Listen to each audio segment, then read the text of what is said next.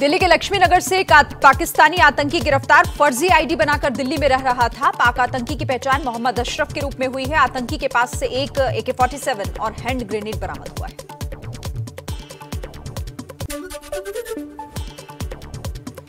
दिल्ली से पाकिस्तानी आतंकी की गिरफ्तारी पर नया खुलासा। सूत्रों के मुताबिक आतंकी 15 साल से दिल्ली में रह रहा था और बड़े आतंकी हमले की साजिश में था। लगातार अपने पाकिस्तानी अकाउंट से संपर्क में था। सूत्रों के मुताबिक पूछताछ में अशरफ उर्फ नूरी कई जानकारियां छिपा रहा है। आतंकी अशरफ नूरी ने दिल्ली में ही शादी की थी, लेकिन उसकी पत्नी साथ नहीं रहती। आज पुलिस आतंकी नूरी को कोर्ट में पेश करेगी। जम्मू कश्मीर के शोपियां में सुरक्षा बलों ने मार गिराए 4 आतंकी। इनमें से एक आतंकी मुख्तार शाह ने की थी बिहार के रेहड़ी वाले विरंजन पासवान की हत्या।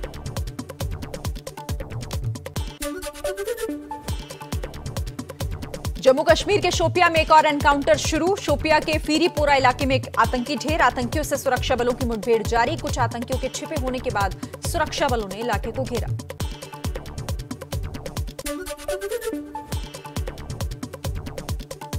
दिल्ली और यूपी में एनआईए की छापेमारी। आतंकियों से जुड़े कुछ कश्मीरियों की तलाश में जुटी एनआईए। आतंकियों के पास हथियार और विस्फोटक होने की आशंका।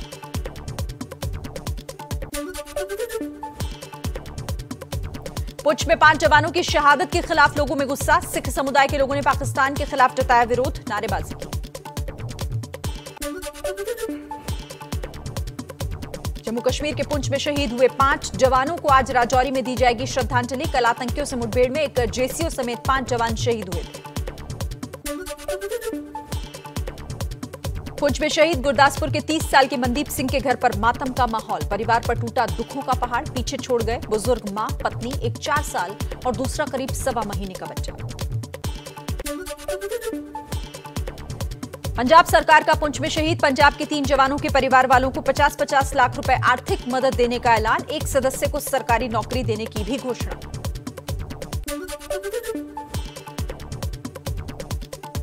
कांग्रेस प्रवक्ता गौरव वल्लभ ने सरकार पर साधा निशाना। कहा, घाटी फिर से जल रही है। सेना और नागरिकों को निशाना बनाया जा रहा है। वो लोग कहां हैं जो कहते थे नोटबंदी से आतंकवाद खत्म हो जाएगा।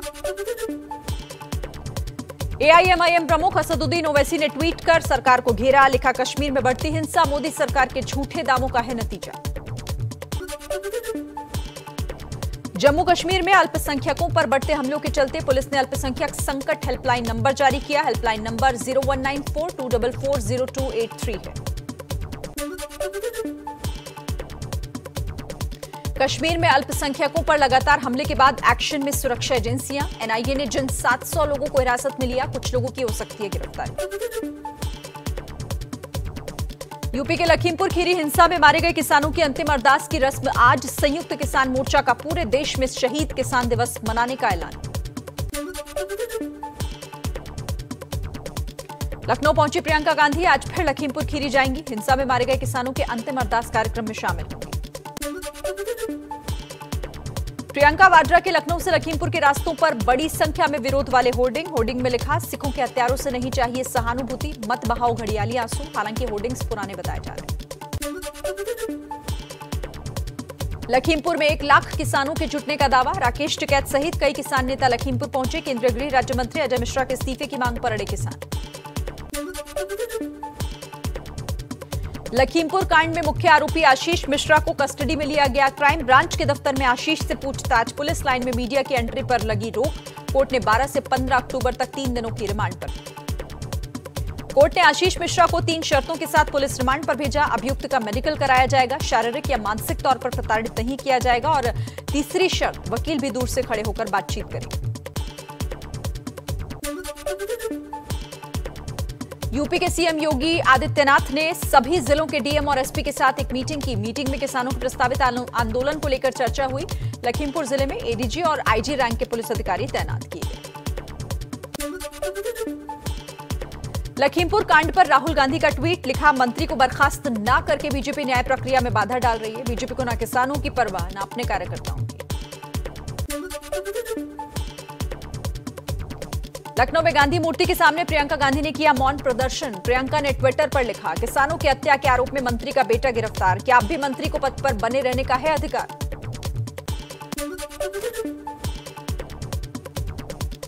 महाराष्ट्र के पूर्व सीएम देवेंद्र फडणवीस ने उद्धव सरकार पर हमला बोला। कहा, महाराष्ट्र बंद में राज्य सरकार और बीएमसी की मिलीभगत, कोर्ट संज्ञान लेकर कार्रवाई करे। नोएडा में अतिरिक्त मुआवजे की मांग को लेकर महीने भर से प्रदर्शन कर रहे किसानों ने अथॉरिटी के दफ्तर पर ताला जड़ा, पुलिस वालों से हाथापाई भी की। हरियाणा के फतेहाबाद में पराली जलाने का सिलसिला फिर शुरू, 5 जगहों पर प्रशासन को मिले आग के सबूत।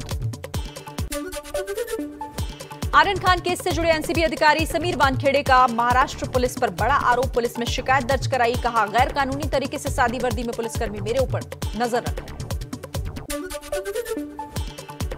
समीर वानखेड़े की कथित जासूसी पर बीजेपी का हमला। बीजेपी नेता राम कदम ने कहा, देश एनसीबी के समर्थन में है और सरकार जासूसी करा रही है। उद्धव सरकार पुलिस का गलत इस्तेमाल कर रही है।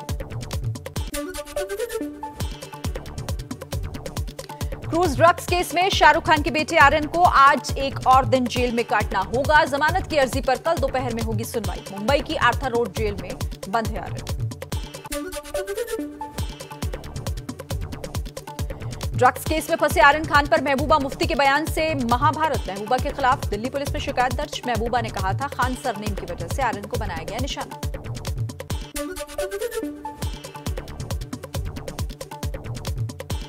आर्यन खान की गिरफ्तारी पर कांग्रेस नेता नाना पटोले ने उठाया सवाल। कहा, यह कार्रवाई अडानी पोर्ट पर पकड़ी गई ड्रग्स मामले को छिपाने का तरीका था, नहीं तो बीजेपी की संलिप्तता का पता चल जाता, इसीलिए खान को फंसाया गया।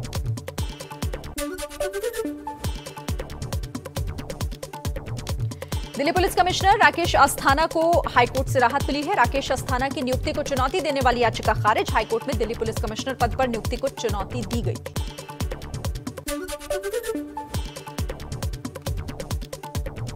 प्रधानमंत्री नरेंद्र मोदी राष्ट्रीय मानवाधिकार आयोग के स्थापना दिवस के कार्यक्रम में उन्होंने संबोधन उनका हुआ। 12 अक्टूबर 1993 को आयोग का गठन हुआ था।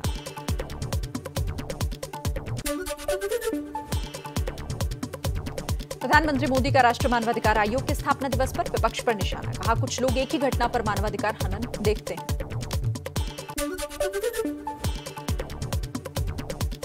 प्रधानमंत्री मोदी की अध्यक्षता में आज केंद्रीय कैबिनेट की बैठक। शाम 6 बजे पीएम आवास पर यह मीटिंग होगी। अफगानिस्तान के हालात को लेकर आज G20 शिखर सम्मेलन। पीएम मोदी वर्चुअली शामिल होंगे। शाम 4:30 बजे शुरू होगी बैठक। समाजवादी पार्टी के अध्यक्ष अखिलेश यादव आज कानपुर से समाजवादी विजय यात्रा की शुरुआत करेंगे। एसपी ने जारी किया यात्रा में लोगों से जुड़ने के लिए वीडियो संदेश।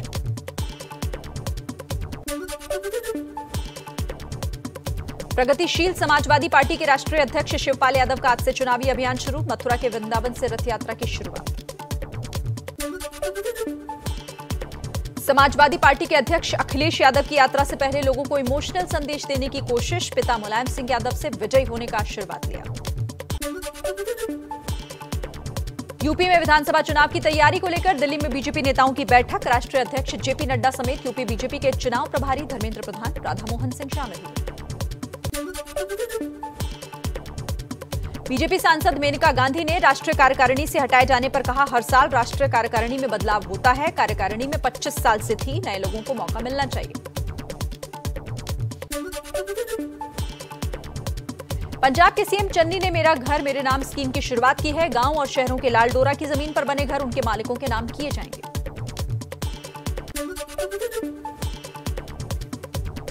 दिल्ली के सीएम अरविंद केजरीवाल का आज पंजाब के जालंधर का दौरा। शाम 6 बजे देवी तालाब मंदिर में पूजा करेंगे। बिहार में आरजेडी और कांग्रेस के बीच नूरा कुश्ती। 2 सीटों पर हो रहे उपचुनाव में महागठबंधन में 2 फाड़। कांग्रेस ने कहा, उपचुनाव में आरजेडी ने गठबंधन तोड़ा, लेकिन चुनाव नतीजों के बाद के सवाल पर चुप्पी साध। देश में कोयला संकट की आशंका के बीच 40 नए कोयला खदानों की आज नीलामी प्रक्रिया होगी। शास्त्री भवन में कोयला मंत्री प्रहलाद जोशी इसकी शुरुआत करेंगे।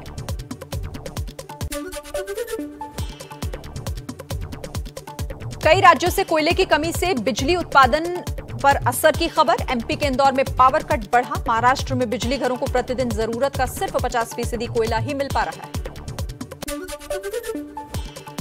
बिहार के सीएम नीतीश कुमार ने भी मानी बिजली संकट की बात। कहा, बिजली सप्लाई करने वाली कंपनियों को जरूरत के मुताबिक नहीं मिल रहा कोयला। यूपी में बिजली संकट की आशंका पर सीएम योगी ने बैठक की। शाम 6 बजे से सुबह 7 बजे तक बिजली कटौती न करने के आदेश दिए।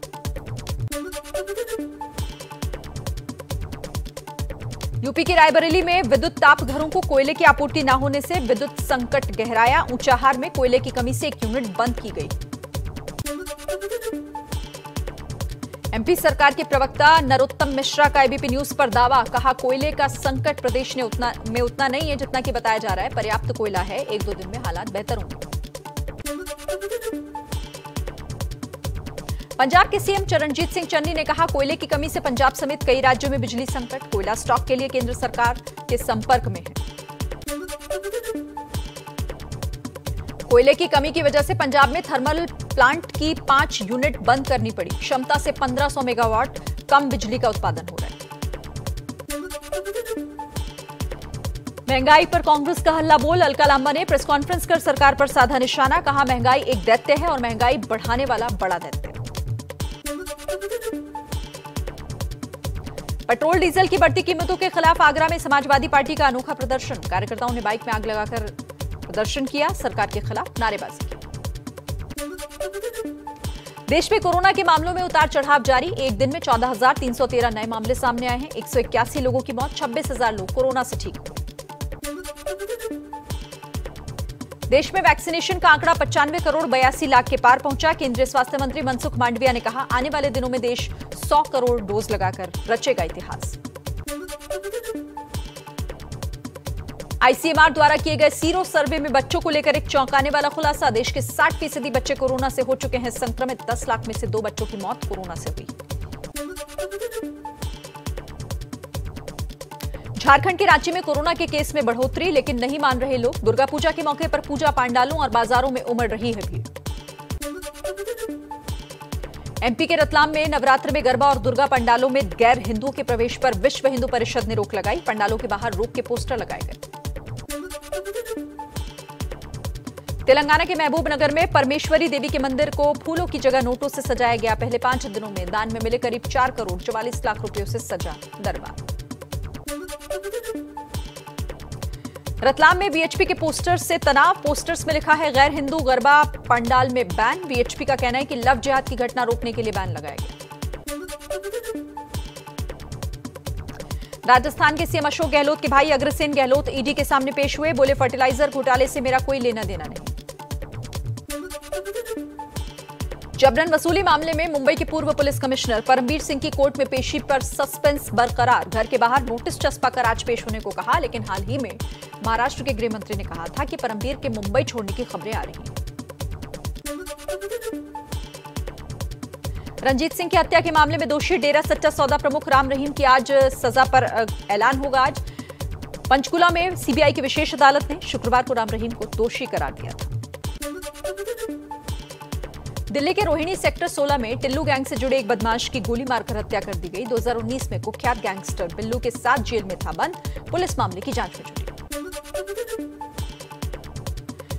मनीष गुप्ता हत्याकांड में आरोपी सीओ जगत नारायण सिंह और चौकी इंचार्ज अक्षय मिश्रा को 14 दिन की न्यायिक हिरासत। परिजनों ने कहा, बाकी आरोपियों की जल्द गिरफ्तारी और फांसी देने की मांग। गोरखपुर में पुलिस की पिटाई से हुई थी मनीष की मौत। एमपी के देवास में डिप्टी कलेक्टर के घर चिट्ठी छोड़ गए चोर। लिखा, घर में पैसा नहीं रखते हो तो ताला क्यों लगाते हो। ताला तोड़कर चोरी करने घुसे थे बदमाश। एमपी के रीवा में पशुओं से क्रूरता। खाई में धकेले सैकड़ों आवारा पशु। रेस्क्यू ऑपरेशन जारी। पशुओं के इलाज के लिए चिकित्सकों की टीम तैनात। 15 नवंबर से अडानी ग्रुप के टर्मिनल पर पाकिस्तान, अफगानिस्तान और ईरान के कार्गो नहीं लिए जाएंगे। ड्रग्स पकड़े जाने के बाद फैसला।